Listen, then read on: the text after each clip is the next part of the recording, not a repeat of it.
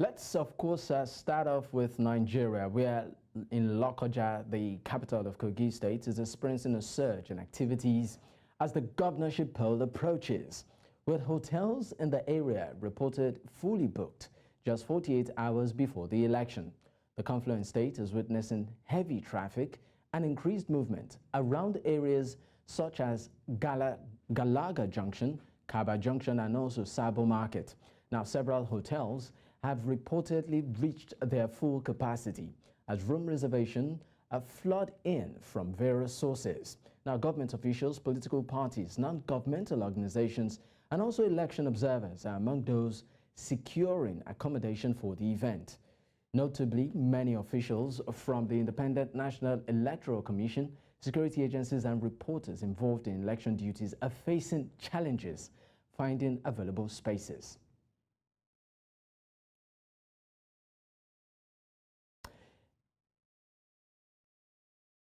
And of course, to shed more light on this, particularly across the state that will be having off-cycle elections come 24 hours from now, talking about Imo, Kogi, and of course, Bayelsa State, is New Central's Chinwe, who of course will be keeping us up to speed as regards happenings. Chinwe, thank you so much for your time. Thank you. All right, currently you are in one of the states that the elections will be holding tomorrow.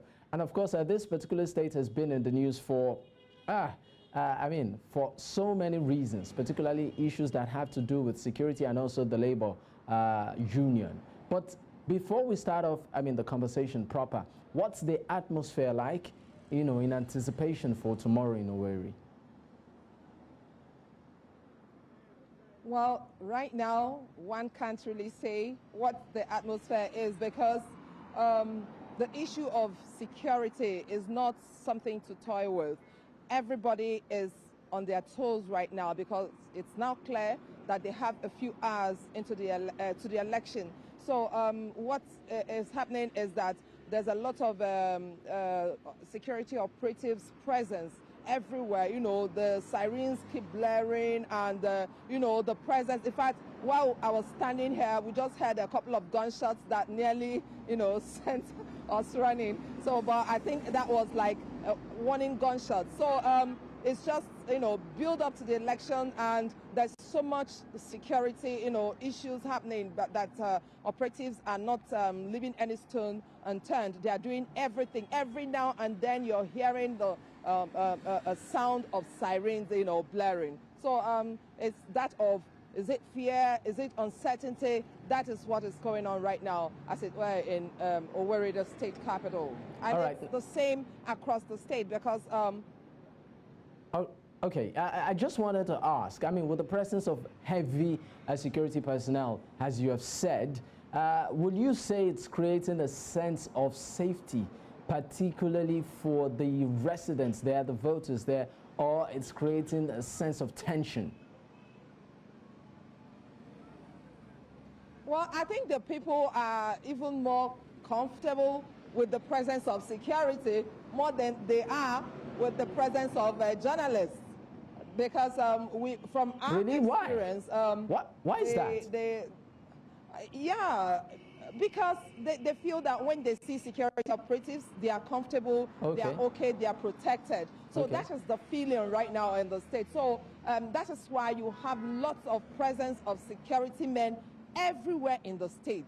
It's massive, the deployment of security operatives to the various localities, especially Olu, Njaba, Osu, Oru West, Oru East, all those problem areas, that have been marked for insecurity. So that is how it is right now. Okay, before I let you go, how would you say INEC is prepared for tomorrow in the state? To the best of my knowledge, INEC has done what it should do at this stage of dispatch of the materials to the various local government areas. As of the time we were at 2 local government areas this morning, the materials were being further dispatched to the registration areas, that is the wards, So to the best of my knowledge, INEC has the electoral body has done what it should do at this time. It is left for it to complete it by tomorrow by sending officials to the various polling units early enough so that the process will not have hitches. All right, thank you so much for your time, Chinwe, and please stay safe. Thank you. All right, now, of course, to shed more light on issues on ground concerning tomorrow's off-cycle elections, particularly in 3 states in Nigeria, talking about Imo State, Kogi, and, of course, Bayelsa State. I'm joined right now on the show by Hamzat Lawal, Chief Executive Officer, Connected Development, who's joining from Lokoja, and also Prince Gabriel Gutap, a Program Officer, Elections, Yiaga, Africa, joining from Abuja. Thank you so much for your time, gentlemen. Actually joining from Okene in Kogi State. Okene in Kogi State. All right. Well, thank you so much for your time. Okay, so I would like to start off with you, Hamzat. While, of course, introducing the show, there was a particular situation we highlighted, and that is the will I call it the scarcity right now of space. Apparently, there has been a massive influx of people, and there are reports that hotels and, of course, public utility, there's a bit of pressure as regards the availability of some of this, will I call it amenities right now. What is it like currently where you are? Well, like you rightly said, there's no hotel accommodation in the entire state. Alone here in Kogi State, over 40,000 personnel, security personnel, which is the Nigerian police that was deployed. And, for us as Connected Development, we deployed observers in all the local governments. So yes, there's pressure on public utility and also accommodation, but relatively it is peaceful because of the presence of security personnel. We have joint operations of the military, the police, civil defense, Department State Security Services. So yes, so we have a lot of men and boots on the ground, not only in Kogi State, but also reports on the ground from Imo State and Bayelsa State, because Connected Development deployed to all the local governments in these 3 states. All right, let me go to Gabriel right now. Gabriel, this isn't the first time we've seen, of course, off-cycle elections happen, in states across Nigeria. But this particular development in Kogi State, which has to do with also, will I say, unfortunately now, affected officials of INEC. One would have expected that INEC is prepared for issues like this in terms of perfecting its logistics. What's your take? Yeah, talking about logistic issue in election is very, very important. And we expect INEC to have all contingency plan in terms of carrying together proper logistics, that if this one failed, they can be able to fall back to another one. That also brings about the case of scenario planning, because when you don't build a good scenario, whenever you have issues like this, you start running health sketches trying to look for solutions. But I expect INEC to do more better, and we believe that they'll be able to sort this thing out this night and make sure that all Kogites are able to cast their votes effectively, and then everybody will be then happy, and then the participation, we expect it to be high because it's highly contagious, the election. All right, I would like to go back to you, of course, to Hamzat. What would you say concerning the mood right now, the political mood? You said you have observers everywhere across the state. Prior to this particular elections, we have been hearing stories as regards the security. We've even seen political parties actually hold press briefings and highlight the need, for the government to be up to speed when it comes to security situation in the state. In terms of security, what have you observed? It is very peaceful and quiet. Yes, before now there was tension and apprehension because of the incitement of political actors. But right now the mood is calm. People are going about with their business peacefully because the security agencies have mounted checkpoints and roadblocks just to guarantee the safety of life and property. And I've also spoken to a few electorates. In short, I just finished a sensitization just after Jumat prayer within the mosque vicinity. So everyone is enthusiastic. They are looking forward to cast their ballot. And they've also given us feedback that they feel safe and protection of property because of the presence of security personnel. And we've also gotten commitments that security personnel will continue to remain neutral in their responsibility to protect lives and property as people go out tomorrow and cast their ballots.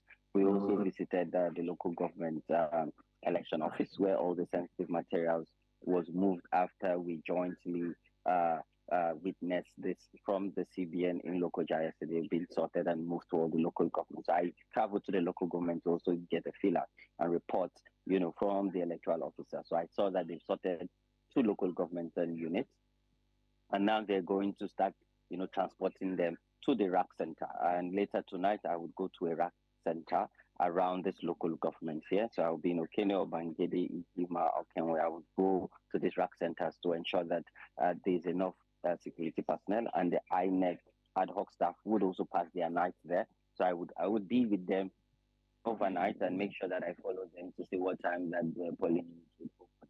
But in terms of feedback from citizens and the atmosphere, it's very calm and peaceful, and all the tension have been resolved. Will you say the political parties involved are coordinating themselves properly? In every election cycle, everyone is always ready and prepared except the politicians and the political parties. Because the most time when polling opens, it is the interference of political parties want to induce voters or to try to intimidate, INEC ad hoc staff in this polling unit. So let's hope that they would conduct themselves properly and peacefully this time. But we're here to observe, to document, and also to report, and also look at what are the gaps and how we can approach the 10th National Assembly for reforms that would definitely be needed in the electoral process as we go into 2027. Now, I would like to go back to you, Gabriel. Now, some of the issues that of concerns that were raised, particularly in Kogi State, includes the presence or the availability of accommodation and also basic logistics. Are you seeing a situation whereby it might, affect the quality of elections, or the electoral process happening there? Yeah, the question of accommodation and issues that surrounding that accommodation issue. You see that most of the people that actually will cast the votes, they are at the local level, and all of them, they are within the local government, ward, and also villages and small communities, right? And those people are not the ones that are looking for accommodations that where they will be able to put their head in order for them to cast the vote, right? These are the citizens of Nigeria and indigenes of Kogi and people residing in Kogi that they are willing to go out and cast their vote.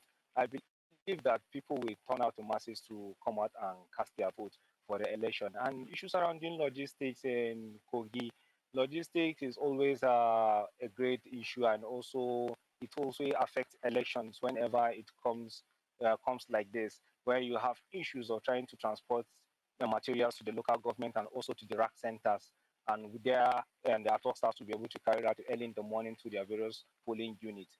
Right, so we expect INEC to do more better and get a more structured way of distributing all their materials up to the polling unit by tomorrow morning. We expect early opening of polling unit across all the local governments, right? And not to just talk about Kogi alone, you see that a place like Imo State also is also a point of concern. Not just about the peculiarity in terms of security, but also how will the INEC officials be able to carry down all this logistic preparation and take it down to the various local governments. And like we all know, we have like over 3 or 4 local governments that they are kind of a spotlight when it comes to flashpoint, when it comes to security issues. And the heavy presence of security personnel in the state also is, some people will say that it boosts the confidence of the citizen. But sometimes when you see a lot of security agency passing on your street, like it raises more tension than even kind of be able to reduce the tension for you. So now you see the citizens will be so apprehensive because when you see that the presence of security, you know that they're anticipating whether they're expecting something to happen. So it will also lead to low voters turnout. And if if citizens will be able to see the presence of security as an anticipation for violence to take place on election day. So people will deter themselves from participating in the electoral process. They will decide to whether they will want to sit at home instead of them to go out, because they say that if you have high level of security that are deployed in the state because of maybe one or two issues that are happening in the state now, definitely it will cost all this kind of people anxiety, like kind of, why should I go? If I go out, I don't know what will happen. Well, I'm sorry, I just want to come in here, Gabriel. In Nigeria, we'll I'm sorry, I would have to come in here. I just want to know. Have less security. I just want to know, do you have specific areas of concern concerning the elections happening in these states? Are there areas you feel that maybe the government or INEC, the electoral umpire, hasn't tidied up properly? Or maybe the people, the voters themselves? Are there areas, specifically areas of concerns for you concerning these elections? Yeah, definitely. You know that in Imo State there are local governments that up to today you can see even the INEC office is still based in the state INEC office, right? So the local government now, INEC said that across all local government election will be conducted, but still we still have concern in prayer like Osun and other local government like that in the state, whereby we suspected that even though election will take place there, your citizens may not come out in masses to come and kind of cast their vote due to the security or the protracted security challenges that we're having in those local government. So we hope that security agents will be able to neutralize everything and then encourage people as well to come out and participate in the electoral process, not to even leave out Bayelsa State in particular, because Bayelsa State is one peculiar state when it comes to even terrain. The riverine areas, they are always seen as flashpoint when it comes to election. When we talk about the Nembe, then Southern Ijo and the rest, right? They are seen as flashpoint when it comes to election. Even deployment of election materials to those particular locations is always difficult to INEC officials when it comes to legislative preparation in the Bayelsa State. So we pray and we just hope that INEC will be able to do more effectively and be able to see the challenges way ahead. And I believe by now, the reports that we receive from our observers that they have already distributed the materials that of Bayelsa since yesterday, and we say that's our proactive measures, not to wait till today before they will start distributing them to the local government level. They have already distributed them down to local government level, and we're expecting by today all the RAC station will be able to get their own materials, and that's cut across all local government and all states participating in this off-cycle election. Just so worthy of note, Yiaga Africa deploy over 328 observers in Imo State, while Kogi we deployed over 322 observers, and these observers will serve as stationary observers, and few of them will serve as roving observers across the local government of the state. And we deploy the PVP methodology, who will be able to help us also to look through the process and verify the result at the end of the election. The process. All right. I would like to go to you, Hamzat. Hamzat, I would also pose the questions to you. I mean, you have your observers on ground across these states that will be conducting elections tomorrow. Are there particular areas of concern that you feel has not been treated, of course, properly? Well, for now, I think that, Imo State, Imo State is one of our major concerns, particularly around Olu, knowing that the history of violence and, that tension around it. For me, what we've seen, and if you've seen the videos going the rounds on social media, citizens were even excited when security personnel were deployed to the state. You can see the jubilation on the streets and that celebration that, yes, they have manpower on the ground to guarantee protection of life and property. So none of this state feels like they're highly militarized. No, rather it's a welcome development, and this is a commitment that was made. I will send the commitment, the word put to action by the IG of Police and the National Security Advisor. But for now, there's no immediate concern that we have, and that's why I've been roving from one local government to another, engaging stakeholders and also observing real time for myself, beyond just collecting reports from our hub, our situation hub in Lokoja, from Imo, Bayelsa, and also aggregating data that are coming from Kogi State. Because for us, we deployed over 1 week ago, and our deployment would also remain 1 week after the elections. And mind you, when violence erupts, usually it's after the results are trickling down and the winner declared. And for us, we're not keen about who is declared the winner. For us, we're keen about the processes. Okay. That is guided by the INEC guideline and also the 2022 Electoral Act. All right. Thank you so much for your time, gentlemen. Oh, thank you. Of course. Bye-bye. All right. Hamzat Lawal, Chief Executive Officer, Connected Development, of course, joining from Kogi State, and also Prince Gabriel Gutap, Program Officer, Elections, Yiaga, Africa, joining from Abuja. Thank you, gentlemen. Well, the show still continues because we have more to talk about. We'll be going to Kenya when we return after this break. Stay with us.